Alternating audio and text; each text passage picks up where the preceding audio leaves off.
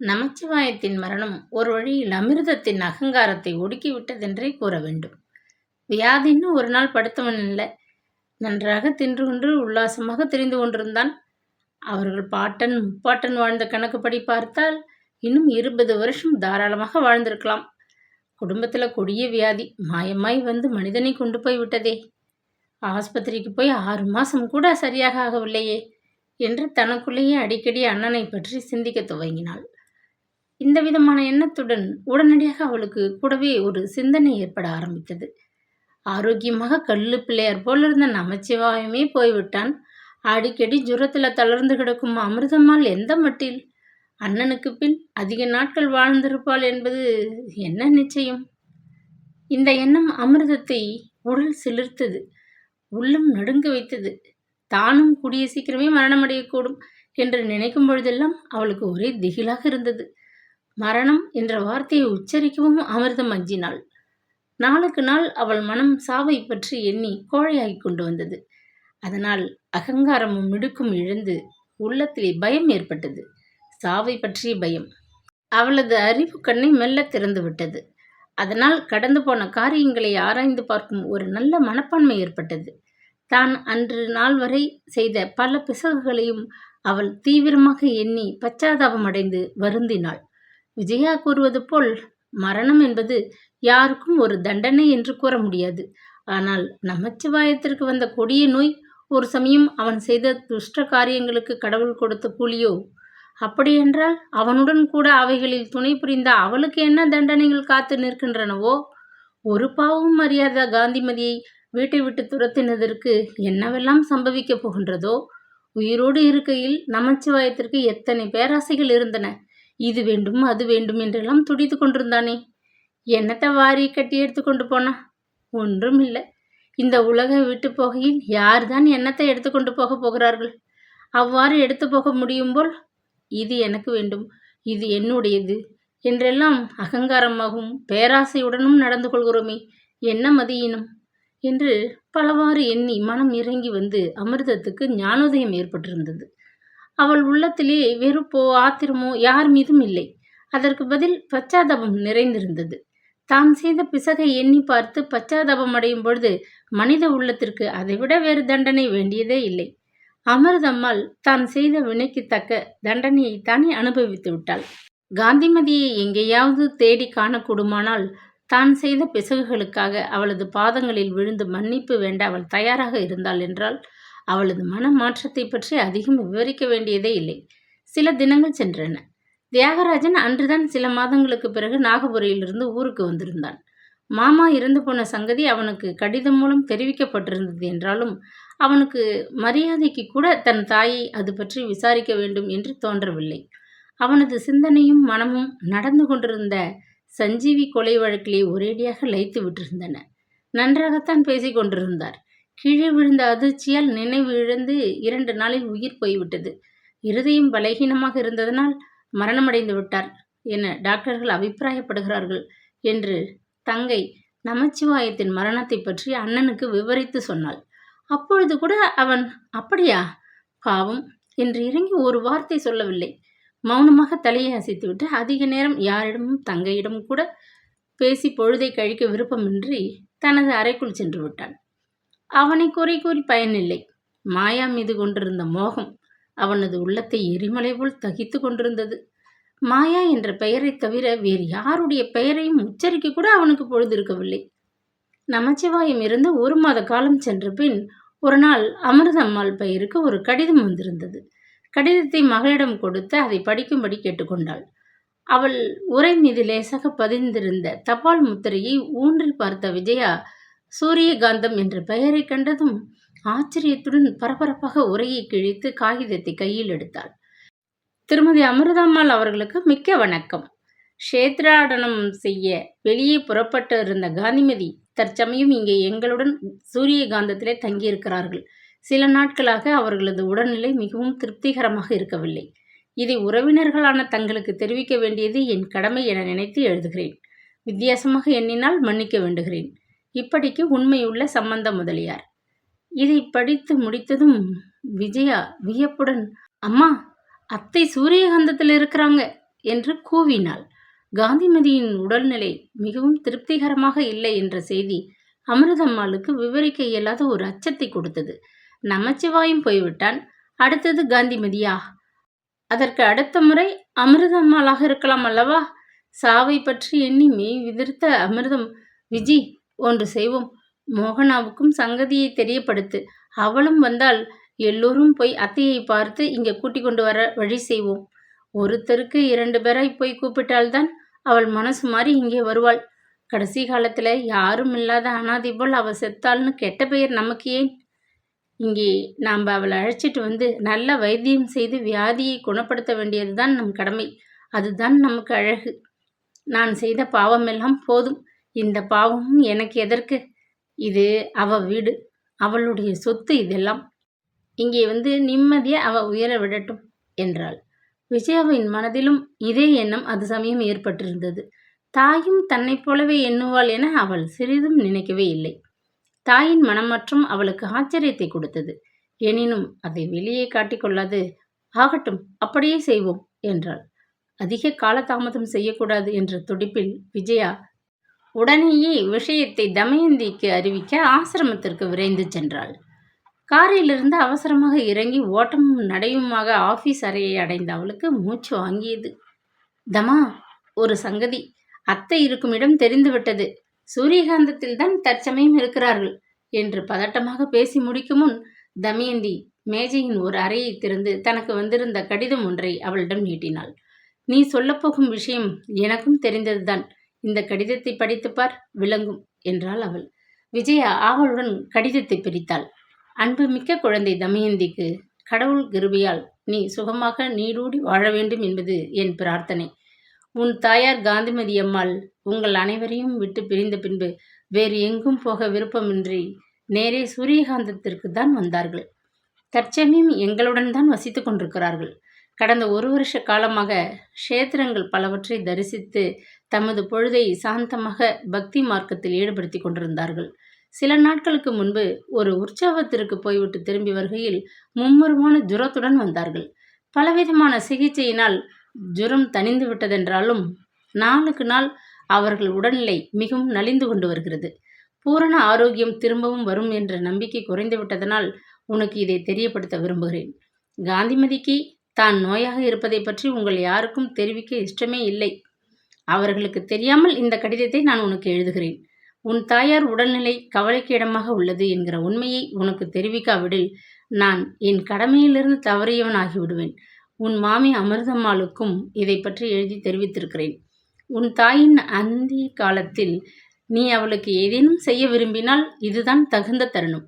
காந்திமதியை நான் உனது தாய் என்றுதான் அழைக்க விரும்புகிறேன். சிறு குழந்தை பருவத்தில் நினைவு தெரிந்த நாள் முதல் உன்னை தன் சொந்த மகளைப் போல் அருமையாக வளர்த்தவள் அவள். ஆகவே காந்திமதி உன் வரையில் சொந்த தாய்க்கு ஈடானவள். இன்னும் விவரிக்கப் போனால் எனக்கு ஒரு வார்த்தையை சொல்லி இந்த கடிதத்தை முடிக்க வேண்டும் என்று ஆவலாக இருக்கிறது. குழந்தையை பெற்றுவிட்டதனால் மட்டும் ஒரு பெண் தாயாகி விட மாட்டாள். குழந்தையை ஆசையுடன் வளர்த்து மனிதனாக ஆக்கும் பெரும் பணியை செய்வதனால்தான் பெண் தாய் என்னும் பதவியை அடைகிறாள். இதெல்லாம் பற்றி உனக்கு நான் அதிகம் கூற வேண்டாம். நீ என்னை விட அறிவிலும் கல்வியிலும் தேர்ந்தவள். இப்படிக்கு உன் அன்புள்ள தாத்தா சம்பந்த முதலியார். கடிதத்தை படித்து முடித்த விஜயாவின் கண்கள் கலங்கின. உணர்ச்சி வசப்பட்டு போன அவள் தலையை நிமிர்ந்து தன் தோழியை அர்த்த பாவத்துடன் பார்த்தாள். வெகு நேரம் அழுததனால் தமயந்தின் கண் இமைகள் சிவந்து வீங்கி இருந்ததை அப்பொழுதுதான் முதலாக அவள் கவனிக்க நேர்ந்தது. தம்மா, சம்பந்த முதலியாருக்கு நாம் மிகவும் கடமைப்பட்டவர்கள். நம் நன்றியை அவருக்கு எப்படி தெரிவிப்பது என்றே விளங்கவில்லை. அத்தையை பார்க்க வேண்டும் என்று அம்மா மிகவும் ஆவலாக இருக்கிறார்கள். இங்கிருந்து எல்லோரும் ஒன்றாக போகலாம் என்பது என் விருப்பம். நீயும் வர வேண்டும் என்றாள். கடிதத்தை பார்த்தவுடனேயே சூரியகாந்தத்திற்கு கிளம்ப சகல ஏற்பாடுகளும் செய்து கொண்டிருக்கிறேன். இதுவரை உத்தியோகம் செய்து நான் சேர்த்து வைத்த பணம் என்னிடம் கொஞ்சம் இருக்கிறது. அவை பேங்கிலிருந்து எடுத்து வர ஏற்பாடு செய்து விட்டேன். எங்கள் ஆசிரம தலைவியிடம் விஷயத்தை சொல்லி 1 மாத காலம் லீவு எடுத்துக்கொள்ள உத்தரவும் பெற்றுக்கொண்டு விட்டேன். இனி ஊருக்கு கிளம்பும் வேலைதான் பாக்கி என்றாள் தழுதழுத்த குரலில். அத்தையை பார்க்க மோகனா வருவதாக இருந்தால் அவளையும் அழைத்து கொண்டு எல்லோரும் ஒன்றாக செல்வோம் தம்மா. நீ எங்களுடனேயே வா, எனக்காக வர வேண்டும் என்று மிகவும் வற்புறுத்தலாக கேட்டாள் விஜயா. கண்ணீரை துடைத்து கொண்டு தமயந்தி சிநேகிதியை பார்த்து மிகவும் சோகமானதொரு புன்னகை செய்தாள். வருவதில் ஆட்சேபனை இல்லை. இந்த மனநிலையில் ராஜாவை சந்திக்க எனக்கு எப்படியோ இருக்கிறது. அதனால் நான் தனியாக போக விரும்புகிறேன் என்றாள் தமயந்தி தயக்கத்துடன். தமா, நீ தாராளமாக எங்களுடன் வரலாம். அம்மாவுக்கு இப்பொழுது மனம் மிகவும் மாறியிருக்கிறது. நடந்ததை நினைத்து அவள் மிகவும் வருத்தப்படுகிறாள். ஆகவே நீ அம்மாவிற்காக சிறிதும் தயங்க வேண்டாம். அண்ணனை பற்றியோ கவலையே பட வேண்டாம். தமா, உன்னிடம் சொல்ல எனக்கு கொஞ்சம் வெக்கமாக தான் இருக்கிறது.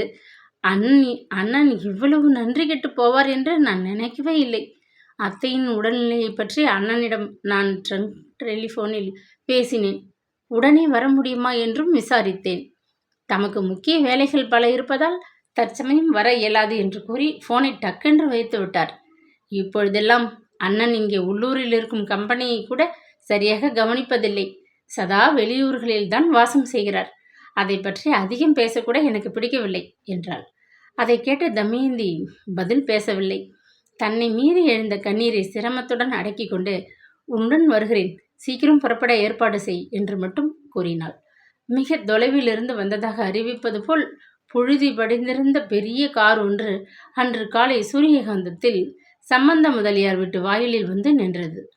தண்ணீர் எடுக்க ஆற்றுக்கு போய் கொண்டிருந்த இரண்டொரு பெண்கள் வண்டியிலிருந்து இறங்கிய ஊருக்கு முற்றிலும் புதியவர்களாக காணப்பட்ட அந்த பிரயாணிகளை வேடிக்கை பார்த்து கொண்டு நின்றனர். வீட்டுக்குள் நுழைந்த அந்த 4 பெண்மணிகளையும் கவனித்த சம்பந்த முதலியார் அவர்கள் யார் என்று சற்றென்று ஊகித்து கொண்டு விட்டார். படித்து கொண்டிருந்த புஸ்தகத்தை கீழே வைத்துவிட்டு அவர்களை வரவேற்க எழுந்திருந்தார். கட்டிலின் அருகே சென்ற தமயந்தினால் துயரத்தை கட்டுப்படுத்த முடியவில்லை. எலும்பும் தோளுமாக மிகவும் உருமாறி போயிருந்த காந்திமதியை கண்டதும் பெரியம்மா என்று அழைத்துவிட்டு ஓடி சென்று அவளை கட்டி கொண்டு குழந்தை போல தேம்பி தேம்பி அழத் துவங்கினாள். அந்த காட்சியை கண்ட அமிர்தத்தின் கண்களில் கூட கண்ணீர் வந்துவிட்டது. இப்படி இழைச்சி துரும்பாகி போயிட்டியே, எங்களுக்கு ஒரு வார்த்தை தெரிவிக்காம இருந்தது நியாயமா என்று வினவியபடி அமிர்தம் கட்டிலின் அருகே தரை மீது உட்கார்ந்து கொண்டாள். அத்தை, உங்களை உசுரோடு பார்க்கவாவது எங்களுக்கு பாக்கியம் இருந்ததே. நான் தான் மோகனா. இப்படி என்னை பாருங்கள் என்று மன ஒழிச்சுடன் பேசிய மோகனா தான் செய்த தவறுகளுக்கு பிராயச்சித்தம் செய்வது போல் அத்தையின் கால்களை தொட்டு தன் கண்களில் ஊற்றி கொண்டாள். எவ்வளவோ சிரமப்பட்டு தன் புக்ககத்திலே உத்தரவு வாங்கி கொண்டு அவள் அங்கே அவர்களுடன் வந்திருந்தாள். காந்திமதியை பார்க்க மற்றவர்களை காட்டிலும் அவளுக்குத்தான் மிக்க ஆறுதலாக இருந்தது. அத்தை, நாங்கள் எல்லோரும் உங்களை கூட்டிக் கொண்டு போக வந்திருக்கிறோம். அங்கே ஊருக்கு நம்ம வீட்டுக்கு போனதும் உடம்பு நல்ல சுகமாகிவிடும் என்று அன்புடன் பேசிய விஜயா காந்திமதியின் கரங்களை வருடினாள். இதெல்லாம் கனவா அல்லது நனவா என்று காந்திமதிக்கு சில வினாடிகள் ஆச்சரியமாக இருந்தன. அவளது சந்தேகத்தை போக்க விரும்புகிறவர் போல் சம்பந்த முதலியார் இடையே தமது தொண்டையை கனைத்து கொண்டு, காந்திமதி, உன் உடம்பை பற்றி நான் தான் இவர்களுக்கு தெரியப்படுத்தினேன் என்று ரத்தன சுருக்கமாக விளக்கினார். தமயந்தியின் கரங்களை பலகீனமான தன் கரங்களால் ஆசையுடன் வருடினாள் காந்திமதி. உணர்ச்சி வசத்தில் அவளால் பேசவே முடியவில்லை.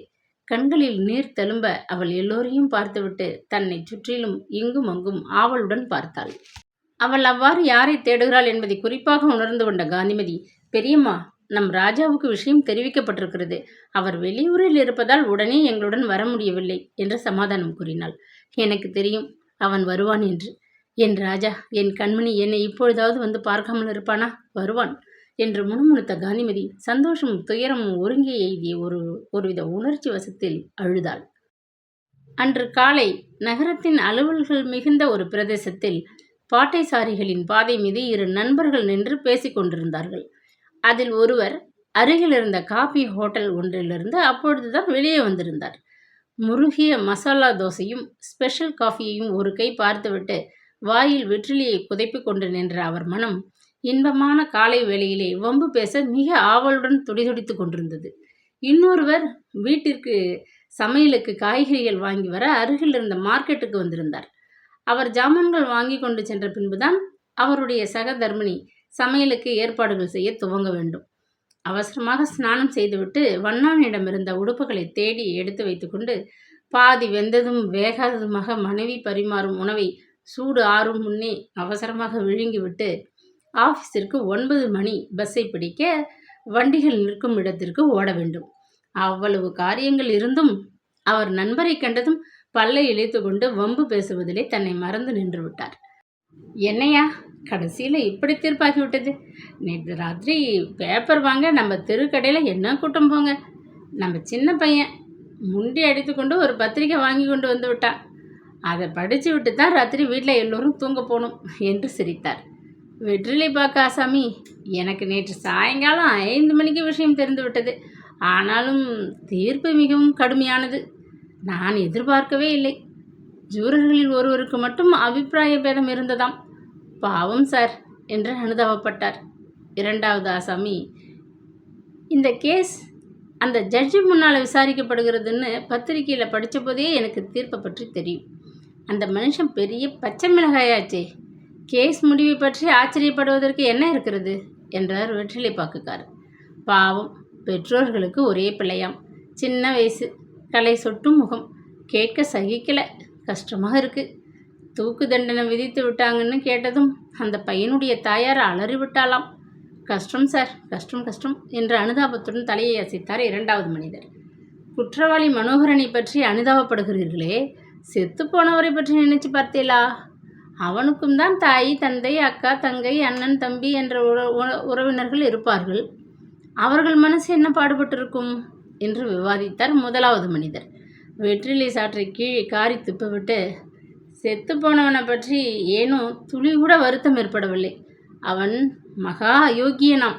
ஊதுவத்தி வியாபாரத்தில் ஏதோ கொஞ்சம் பணம் வந்து சேர்ந்ததும் அவன் பண்ணாத அட்டூழியங்கள் பாக்கி இல்லையாம். பெரிய காமதூரனாம். சமூகத்திலே ஊழல் செய்து கொண்டு தெரிந்து கொண்டிருந்த அந்த பாவி போனதே நல்லதாயிற்று. இந்த கேஸில் அந்த நபர்களை தவிர நம்மை போன்ற வெளி மனிதர்கள் யாருக்காவது சஞ்சீவி இறந்து போனான்னு வருத்தமோ அனுதாபமோ துளி இருந்ததா சொல்லுங்க? இப்படிப்பட்ட ஸ்திரீலோலன்களுக்கு சரியான தண்டனை இப்படித்தான் வந்து சம்பவிக்கும் என்றார் கோபத்துடன். இரண்டாவது மனிதர், பேஷ், நன்றாக இருக்கிறது உமது தீர்ப்பு. நீர் ஜட்ஜாக இந்த கேஸிற்கு உட்கார்ந்திருந்தால் இப்படி ஜட்ஜ்மெண்ட் எழுதி வைத்து விட்டு போகலாம்.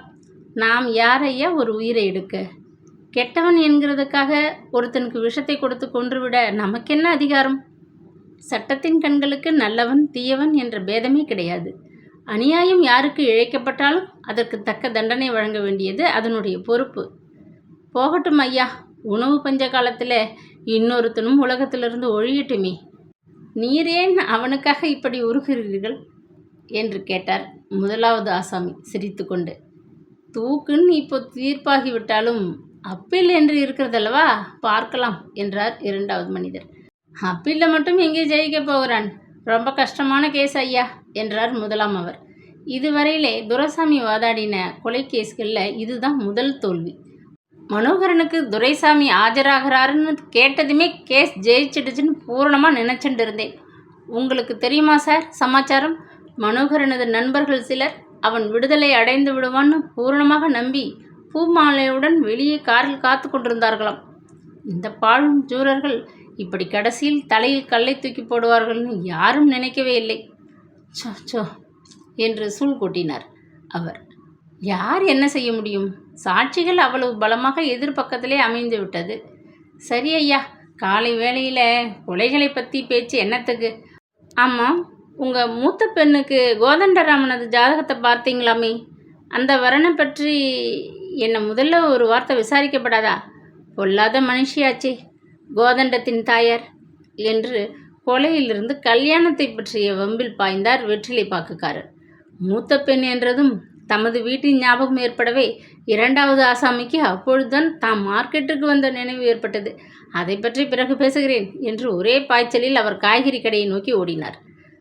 சற்று தொலைவில் இருந்து வெற்றிலை பாக்கு கடையொன்றில் சிலர் நின்று கொண்டிருந்தனர்.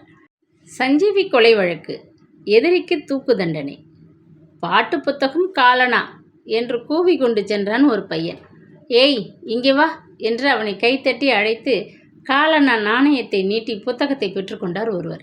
மாயாவின் சாட்சியின் கூட ஒரு பாட்டு புத்தகம் இருக்கு, அதற்கு காலனாதான் விலை. வேணுமா சாமி என்று கேட்டான் பையன். சரி அதையும் கொடு என்று கேட்டு வாங்கி கொண்டார் அந்த மனிதர். நேற்று சாயங்காலம்தான் தீர்ப்பு சொன்னார்கள், அதற்குள்ளே அதை பாட்டாக பாடி அச்சில் ஏற்றி புத்தகமாகி விட்டானே அந்த ஆசாமி. எத்தனை விரைவில் கவிதை பிறக்குது ஐயா இந்த நகரத்தில் என்று வியந்த மற்றொரு ஆசாமி அவனது கையில் இருந்த புத்தகத்தை வாங்கி பிரித்து பார்த்தார். மூச்சு விடும் முன்னே 300ம் ஆச்சென்றால் 500ம் ஆகாதோ என்பது போல் கொலை, தூக்கு இதையெல்லாம் பற்றி கவி பாட ஆயிரக்கணக்கில் கவிஞர்கள் இருக்கிறார்கள். அந்த மனோகரனுக்கு நல்ல விளம்பரம் வந்து விட்டதையா. பாடல் வெற்றி பெற்றான். இனி அவனுக்கு என்ன குறை என்று வேடிக்கையாக பேசி சிரித்தார் அவர்களில் ஒருவர். ₹1 காதல் நவீனம், காலண்ணாவுக்கு கவிதைகள், எழுத்துலகம் இப்படியா கீழே இறங்க வேண்டும், கஷ்டம் என்று பெருமூச்சு விட்ட எழுத்தாளர் ஒருவர் அந்த புத்தகத்தை பார்க்கவும் பிடிக்காதவர் போல் முகத்தை திருப்பி கொண்டு அப்பால் சென்று விட்டார். புத்தகத்தை பிரித்து சுவையுடன் பக்கங்களை புரட்டி மகிழ்ந்த ஆசாமி சற்று தூரத்திலே ஒரு டிராம் வண்டி வருவதைக் கண்டு ஒரே பாய்ச்சலில் அந்த திக்கிற்கு விரைந்தார். வாழைப்பழத்தோளின் மீது பாதரட்சை வழுக்க வேகமாக நகர்ந்து வண்டியை பிடிக்க முயற்சித்த அவர் சில வினாடிகளில் அதன் அடியில் நசுக்குண்டு போக இருந்தார். ஆனால் எதிர்பாராத விதமாக வண்டியில் கண்டக்டர் அவருக்கு ஒரு கை கொடுத்து உள்ளே இழுத்து போட்டு வர இருந்த பெரும் விபத்தை தடுத்து விட்டார். என்னையா, பார்த்து ஏறக்கூடாது, கொஞ்சம் தப்பி இருந்தால் செத்து போயிருப்பியே, இத்தனை நேரம் என்று கடிந்து கொண்டார் பிரயாணிகளில் ஒருவர். விபத்துக்குள்ளிருந்து தப்பிய மனிதர் கரத்தில் இருந்த புஸ்தகத்தை கூர்ந்து கவனித்துவிட்டு கண்டக்டர் புன்னகையுடன், சரிதான், சஞ்சீவி கொலை கேஸ் பாட்டு புத்தகம் படிக்கிற ஜோரில் இப்போ டிராம் அடியில் ஒரு கொலை நடக்க இருந்தது, இப்படி கொடு ஐயா, பார்க்கலாம் அதை என்றார். இதற்குள் அங்கிருந்தவர்களின் சம்பாஷணை அந்த கொலைகேசின் மேல் திரும்பிவிட்டது. சோ என்று அனுதாபப்படுகிறவர்களும் கையை தட்டி ஆர்ப்பாட்டமாக சஞ்சீவிக்கு பரிந்து பேசுகிறவர்களும் போட்ட இரைச்சலும் சிரிப்பும் டிராம் வண்டிக்கு அந்த மாலை வேளையில் ஒரு தனி சோபையை கொடுத்து கொண்டிருந்தன. நகரத்தின் மற்றொரு மூலையில் பெரிதாக காணப்பட்ட ஒரு பங்களாவில் சமையல் அறைக்கு முன்னிருந்த தாழ்வாரத்தில் ஒரு வயதான பாட்டி அம்மாள் காலை நீட்டிக்கொண்டு ஓய்வாக உட்கார்ந்திருந்தாள்.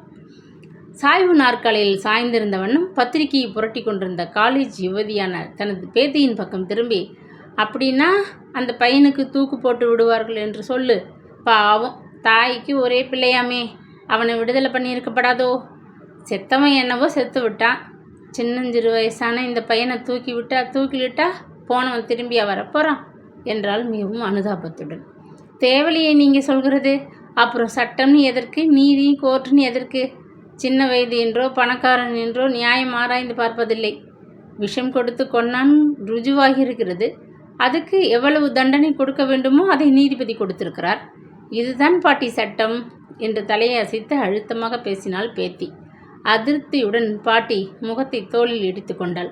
சட்டம் குட்டிச்சுவரா போச்சு போ, சாட்சிகள் எல்லாம் நிஜத்தை சொல்கிறாங்கன்னு யார் கண்டது, வேணும்னு கட்சி கட்டி கொண்டு அத்தனை பேரும் புழுகி இருப்பான்கள், மனோகரன் விஷத்தை கொடுத்தபோது எவனாவது கண்ணால் பார்த்தானா, ரொம்ப அக்கிரமம், அந்த வயசான தாயாருக்காகவாவது விடுதலை பண்ணியிருக்கலாம், அவள் வயிறு எப்படி கொதிச்சிருக்கும் என்றாள் கோபத்துடன் பாட்டி. மனோகரனுக்கு அளிக்கப்பட்ட மரண தண்டனையை கேட்டதிலிருந்து அவளுக்கு சட்டத்தின் மீது ஒரே கோபம். தேவலை பாட்டி, நீங்கள் பேசும் நியாயம், மனோகரன் விஷத்தை பொட்டலத்திலிருந்து பிரித்து காப்பி டம்ளருக்குள் கொட்டியதை பக்கத்திலிருந்து பார்த்திருந்தால்தான் சாட்சி கூறலாம் என்கிறீர்களோ? கொலை நடந்ததை யாரும் கண்ணால் பார்த்திருக்க முடியாது, ஊகத்தினாலும் போதிய சாட்சிகளினாலும் தான் ஜூரர்கள் தங்கள் அபிப்பிராயத்தை முடிவு செய்ய முடியும் என்று கூறிவிட்டு எழுந்து சென்றாள் அந்த யுவதி. என்னவோ உலகம் வர வர ரொம்ப கெட்டு கிடக்கு, என் ஆயுசில் இந்த மாதிரி கேட்டதும் இல்லை நடந்ததும் இல்லை, காலங்கார்த்தால கேட்குற சமாச்சாரம் இப்படியா இருக்கணும், சிவசிவா என தனக்குள்ளே முணுமுணுத்தபடி பாட்டி எழுந்து பூஜை அறைக்குள் சென்று விட்டாள்.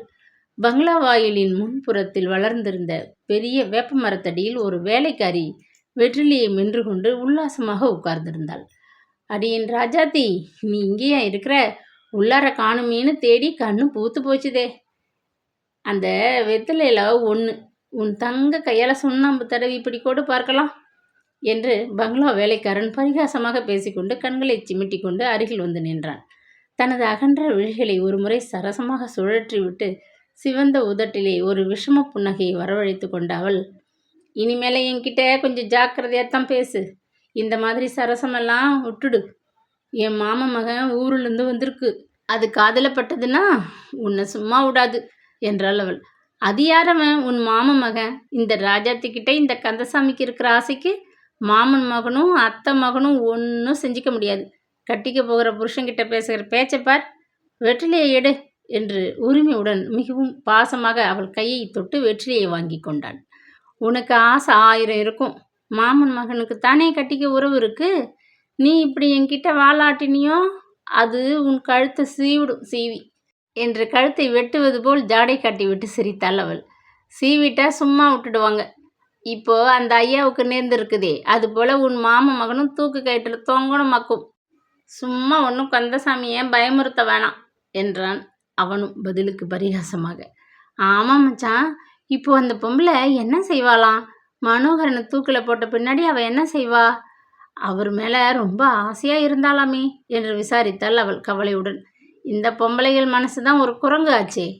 இந்த மரத்துலேருந்து இன்னொரு மரத்துக்கு குரங்கு தாவறாப்புல இந்த மனோகரன் போனால் இன்னொரு ஆசாமி அவளை கட்டிக்க இருக்குவா மாட்டான் என்று சூழ் கொட்டினான் அவன். இந்தா அப்படி ஒரு பேச்சு பேசினியோ தெரியுமா? பொம்பளைங்களை பற்றி அவதூறு பேசாட்டி உனக்கு பொழுதே போவாதே. பாவம் அந்த பொண்ணு மாயா. அவள் என்ன செய்வா? தான் ஆசை வச்சிருந்த மனுஷன் இன்னொருத்தனை கொலை செஞ்சிட்டான்னா அவள் என்ன செய்ய முடியும்? மரண தண்டனை போட்டுட்டாங்கன்னு தெரிஞ்சதும் அப்படியே மயக்கம் போட்டு விழுந்துடுச்சான். அவங்க வீட்டு வேலைக்காரி எனக்கு சொன்னான். நீ இப்படி பொம்பளைங்களை இழிவாக பேசினா உன் முகத்தில் கூட இனிமேல் முழிக்க மாட்டேன். ஆமாம் என்று கூறிவிட்டு கோபத்துடன் எழுந்திருந்தாள். யாரோ செத்தான், எவனுக்கோ தூக்கு. எந்த பெம்பளையோ மயங்கி விழுந்தாள்னா நமக்கு என்ன? விட்டு தள்ளு இந்த பேச்சை. கோவிச்சிக்காதே. சும்மா அப்படி சொல்லி உன்னை வேடிக்கை பார்த்தேன். இப்படி உட்காரு. எங்கே புறப்பட்டுட்ட என்று கூறிக்கொண்டு அவள் கரத்தை பிடித்து தன் அருகில் அவளை அமர்த்தி கொண்டான். சஞ்சீவி கொலைக்கேசில் வழங்கப்பட்ட தீர்ப்பு இவ்வாறு நகரம் முழுவதும் பலரது வாயில் பலவிதமான உருவத்துடன் அகப்பட்டு கொண்டு சின்ன பின்னமாகி கொண்டிருந்த அது சமயம் சிறைச்சாலையில் தனது அறைக்குள்ளே சுவரை பார்த்து கொண்டு நின்று கொண்டிருந்தான் மனோகரன்.